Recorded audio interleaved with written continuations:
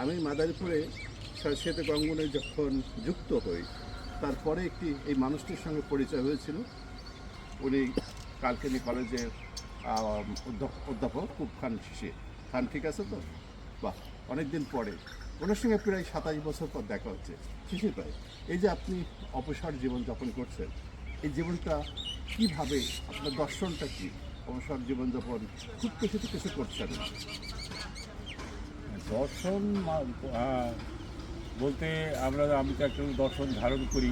এটা আমার সেই একেবারে যখন বয়স হয়েছিল, যখন আমি বুঝতে পারি তখন থেকেই সেটা হলো আমার দেশের মুক্তিযুদ্ধ, আমার দেশের স্বাধীনতা, এইটা ধারণ করি আমি সবসময়, এখনও করি, আমি আগেও করতাম তাই, এবং এটা মৃত্যু পর্যন্ত বহাল থাকবে।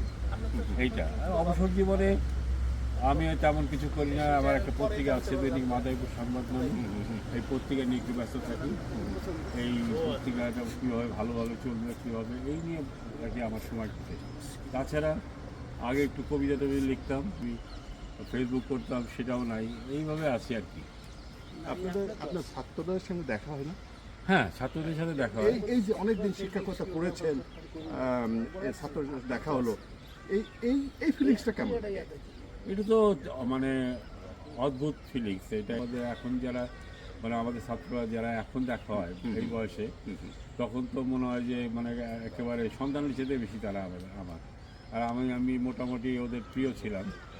অবশ্যই। হ্যাঁ, সেদিক থেকে তো আমার আমি মনে করি যে আমার ছাত্ররা, আমার ছাত্রীরা এখনও আমার কাছে প্রিয় এবং আজীবন থাকবে। ধন্যবাদ। তো মাদারীপুর উদীচী সাধারণ সম্পাদক ছিলাম, নাট্য সম্পাদক ছিলাম। আপনি কালকিনি উদীচীকে প্রতিষ্ঠা করেন এবং আপনার আমন্ত্রণে কালকিনিতে আমরা কঞ্জুস নাটকও দর্শনের বিনিময়ে শো করেছি।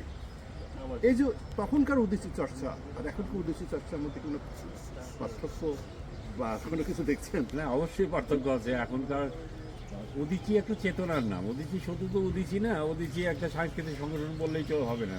উদীচী একটা চেতনা নাম, সেই চেতনা ধারণ করার লোক এখন কম। এখন যারা আসে, গান গাইতে আসে, গান শিখতে আসে, কিন্তু ওইভাবে যে উদীচীর জন্য যে আন্দোলন, যে সংগ্রাম, সেইটা এখন আর আমরা তেমন পাই না। আর ওই সাহসও এখন অনেকের মধ্যে। এটা আমার মনে হয় যথার্থ কথাই বলেছেন। এই সাহসটা দরকার এবং সময় যদি আমরা দিতে পারি, সে আগে জায়গায় ফিরে আসবো এবং চর্চার বিষয়টি আছে। ধন্যবাদ আপনাকে, ভালো থাকবেন, আপনিও ভালো থাকবেন, আপনি সুস্থ থাকবেন। আপনার সাথে দেখা হয়ে তো আমারও ভালো লাগলো। আপনি তো জানতাম না যে আপনি আসছেন। আমি যদি জানতাম তাহলে প্রথম দিন থেকে আপনার সাথে দেখা হতো। ভালো থাকবেন।